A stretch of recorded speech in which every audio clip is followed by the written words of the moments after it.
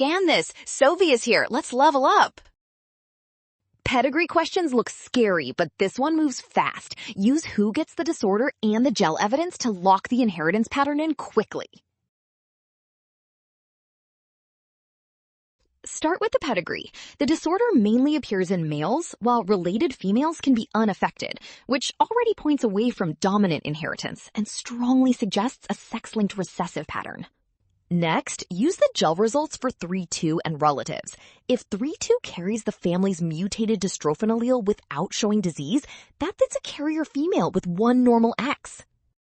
Put those together, affected males, unaffected carrier females, and mutation tracking through the X chromosome make the inheritance pattern X-linked recessive, so choose option C.